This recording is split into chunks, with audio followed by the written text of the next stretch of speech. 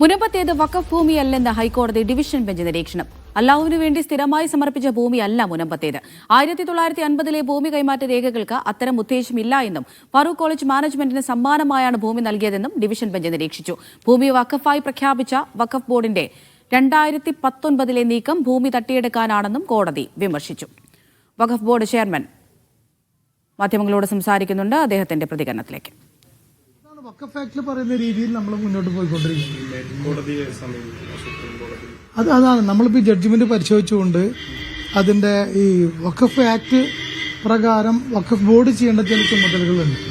ആ ചുമതലകൾ നിർവഹിക്കപ്പെടാൻ അല്ലെങ്കിൽ വഖഫ് ബോർഡിന്റെ മുന്നോട്ട് പോക്കിന് ഈ ജഡ്ജ്മെന്റ് പരിശോധിച്ച് ആവശ്യമായ മേൽ നടപടികൾ എടുക്കുന്നതാണ്. അത് പരിശോധിച്ച് അതിന്റെ ലീഗൽ സെക്ഷനൊക്കെ നോക്കി ഏത് രൂപത്തിലാണ് അത് വിധിയെ ഏത് രൂപത്തിലാണ് നമ്മൾ പരിശോധിച്ച് മുന്നോട്ട് പോകേണ്ടത് തീരുമാനിക്കും. സുപ്രീം കോടതി നമ്മൾ സ്പെഷ്യൽ ലീവ് പെറ്റീഷൻ കൊടുത്താൽ ഡിവിഷൻ ബെഞ്ച് സിംഗിൾ ബെഞ്ചിന്റെ വിധിക്കെതിരെ ഡിവിഷൻ ബെഞ്ചിലും ഡിവിഷൻ ബെഞ്ചിന്റെ വിധിക്കെതിരെ സ്വാഭാവികമായി സ്പെഷ്യൽ ലീവ് പെറ്റീഷനോട് കൂടി സുപ്രീം കോടതിയിലാണ്. അപ്പൊ അത്തരം നടപടികളൊക്കെ തന്നെ നമ്മൾ എന്ത് ചെയ്യണം, ഫുൾ ടെക്സ്റ്റ് ഏകദേശം 100ഓളം പേജുള്ള ജഡ്ജ്മെന്റാണ്. ആ ജഡ്ജ്മെന്റ് മുഴുവൻ നിയമപരമായ വലിയൊരു പരിശോധനയ്ക്ക് വിധേയമാക്കിക്കൊണ്ട് നമ്മൾ തീരുമാനിക്കും. അത് ബോർഡും ഈ ലീഗൽ വിങ്ങും കൂടി ഒരുമിച്ച് ഇരുന്നുകൊണ്ട് എടുക്കുന്ന തീരുമാനമാണ്. ചെയർമാൻ എന്ന നിലക്ക് ഞാൻ ഒറ്റ സ്ട്രെച്ചിൽ ഇവിടെ നിന്നുകൊണ്ട് നിങ്ങളെ മുന്നിൽ പ്രഖ്യാപിക്കാനുള്ളതല്ല, മറിച്ച് അത് നിയമ നടപടികളെ നമ്മൾ ആവശ്യമായ എല്ലാ സാധ്യമായ നിയമ നടപടികളും നമ്മൾ ഏറ്റെടുത്തിരിക്കുമെന്നാണ് പറയാനുള്ളത്. ചോദ്യങ്ങളൊന്നുമില്ലല്ലോ. അഹമ്മദ് മുജ്തബ വിവരങ്ങൾ നൽകാനായി ചേരുന്നുണ്ട്. മുജ്തബ, ഇന്ന് വഖഫ് സംബന്ധിച്ച് എന്താണ് കോടതിയിൽ നടന്നത്? വിവരങ്ങൾ എന്തൊക്കെയാണ്? അമൃത, പ്രധാനപ്പെട്ട ഒരു കാര്യം, ഈ വിഷയം എന്ന് പറയുന്നത്, ഇപ്പോൾ വന്നിരിക്കുന്ന ഉത്തരവ് എന്ന് പറയുന്നത് വളരെ നേരത്തെ തന്നെ സംസ്ഥാന സർക്കാർ മുനമ്പം വിഷയവും പരിശോധിക്കാനും അതിന്റെ വസ്തുതാന്വേഷണത്തിനും വേണ്ടി ജസ്റ്റിസ് CN രാമചന്ദ്രൻ നായരെ ഒരു കമ്മീഷനായി മുനമ്പത്തെ വിഷയം പ്രത്യേകമായി പഠിക്കാൻ നിയോഗിച്ചിരുന്നു. ആ കമ്മീഷനെ നിയോഗിച്ച് അതിന്റെ പഠനവുമായി മുന്നോട്ട് പോകുന്ന ഘട്ടത്തിലാണ് ഹൈക്കോടതിയിൽ ഒരു ഹർജി നൽകുന്നത്. കേരള വഖഫ് സംരക്ഷണ വേദി ഉൾപ്പെടെയുള്ള ആളുകൾ, അതായത് സംസ്ഥാന സർക്കാരിന്റെ ഒരു നടപടി നിയമവിരുദ്ധമാണ്. ഒരു കമ്മീഷനെ നിയോഗിക്കാൻ നേരത്തെ പറവൂർ കോടതിയും പിന്നീട് ഹൈക്കോടതിയും ഒക്കെ ഭൂമി വഖഫാണെന്ന് കണ്ടെത്തിയ ഒരു വിഷയത്തിൽ എൻക്വയറി ആക്ട് പ്രകാരം, വഖഫ് എൻക്വയറി ആക്ട് പ്രകാരം അങ്ങനെ ഒരു കമ്മീഷനെ വെക്കാൻ സാധ്യതയില്ല, നിയമസാധുതയില്ല, ഇൻവാലിഡ് ആണ് എന്നതുൾപ്പെടെയുള്ള വാദങ്ങളായിരുന്നു അവിടെ ഉന്നയിക്കപ്പെട്ടത്. സ്വാഭാവികമായും ജസ്റ്റിസ് ബെച്ചു കുര്യൻ തോമസ് അധ്യക്ഷനായ സിംഗിൾ ബെഞ്ച് അവരുടെ വാദം അംഗീകരിച്ചു.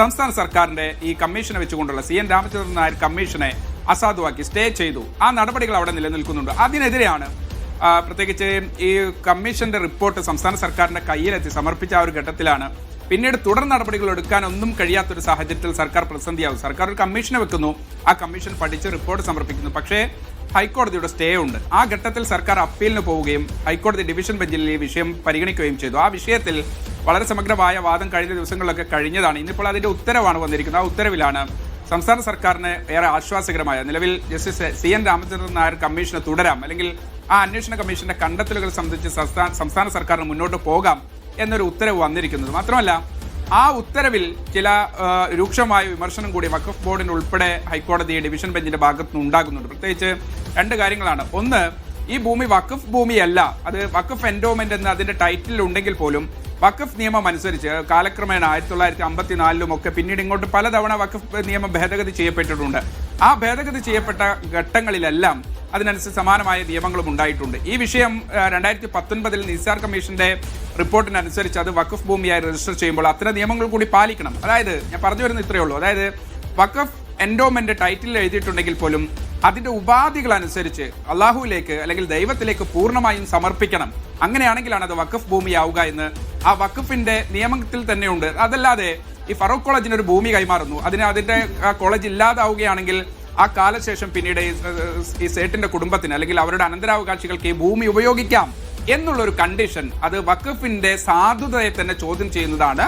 അതുകൊണ്ട് ഇതൊരു ഗിഫ്റ്റ് ഡീഡ്, ഒരു ദാനമായി കണക്കാക്കാൻ മാത്രമാണ് കഴിയുക എന്ന് കോടതി ഡിവിഷൻ ബെഞ്ച് പറയുന്നുണ്ട്. ഒപ്പം തന്നെ 1950 ഒരു ഭൂമി, അത് 69 വർഷങ്ങൾക്ക് ശേഷം അല്ലെങ്കിൽ 70 വർഷങ്ങൾക്ക് ശേഷം, 7 പതിറ്റാണ്ടിന് ശേഷം പിന്നീട് 2019 ഇത് വഖഫാണെന്ന് കണ്ട് വഖഫ് ബോർഡ് രജിസ്റ്റർ ചെയ്യുന്നത്. അതുവരെ ആ ഭൂമിയിൽ കുറെ ആളുകൾ താമസിക്കുന്നുണ്ട്. അവരുടെ പാർപ്പിടങ്ങളുണ്ട്, സെറ്റിൽമെന്റ് ഉണ്ട്. അത്തരം ആളുകൾക്കൊന്നും പിന്നീട് നികുതി അടക്കാൻ കഴിയാത്ത അവസ്ഥ. ഏകപക്ഷീയമായി വഖഫ് ബോർഡ് എടുത്ത നടപടിയെ കോടതി ചോദ്യം ചെയ്യുന്നുണ്ട്, വിമർശിക്കുന്നുണ്ട്. 7 വർഷക്കാലം അല്ലെങ്കിൽ 70 വർഷക്കാലം ഫറൂഖ് കോളേജിന് പോലും അതൊരു വഖഫാണെന്നൊരു തോന്നലുണ്ടായിട്ടില്ല. ഇത്രയും കാലം ഗൗരവപൂർണമായ ഒരു സമീപനം ആരുടെ ഭാഗത്തുനിന്നുണ്ടായിട്ടില്ല. മാത്രമല്ല, അംഗീകരിക്കാൻ കഴിയാത്ത, നീതീകരിക്കാൻ കഴിയാത്ത ഒരു കാലതാമസം ഈ 7 പതിറ്റാണ്ട് കാലയളവിൽ ഉണ്ടായിട്ടുണ്ട്.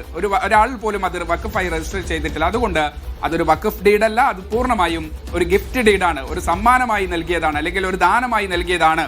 അതുകൊണ്ട് വഖഫ് 2019 വഖഫ് ഭൂമിയായി രജിസ്റ്റർ ചെയ്ത വഖഫ് ബോർഡിന്റെ നടപടിയെ കോടതി അതിരൂക്ഷമായി വിമർശിക്കുന്നുണ്ട് എന്നതുൾപ്പെടെയുള്ള വിഷയങ്ങളുണ്ട്. ഒപ്പം തന്നെ ഈ വിഷയവുമായി ബന്ധപ്പെട്ട് കോടതി കുറേയധികം രൂക്ഷമായ വിമർശനങ്ങൾ നടത്തുന്നുണ്ട്. ഇങ്ങനെ ഏതെങ്കിലും ഒരു കാലത്ത് ഏതെങ്കിലും ഒരു ഡോക്യുമെന്റ് ഉയർത്തിപ്പിടിച്ചിട്ട് വന്നാൽ അത് വഖഫ് ഭൂമിയാക്കി കൊടുക്കാൻ, അല്ലെങ്കിൽ അതിന്റെ മേലെ കോടതിയുടെ സീൽ നൽകാൻ, മുദ്ര നൽകാൻ കോടതികൾക്ക് കഴിയില്ല എന്നതുൾപ്പെടെയുള്ള വിമർശനങ്ങളും കോടതിയുടെ ഭാഗത്തുനിന്നുണ്ട്. അമൃത. ശരി, മുനമ്പത്തേത് വഖഫ് ഭൂമിയല്ല എന്നാണ് ഹൈക്കോടതി ഡിവിഷൻ ബെഞ്ചിന്റെ നിരീക്ഷണം. അള്ളാഹുവിന് വേണ്ടി സ്ഥിരമായി സമർപ്പിച്ച ഒരു ഭൂമിയല്ല മുനമ്പത്തേത്. 1950 ഭൂമി കൈമാറ്റ രേഖകൾക്ക് അത്തരം ഉദ്ദേശമില്ല എന്നും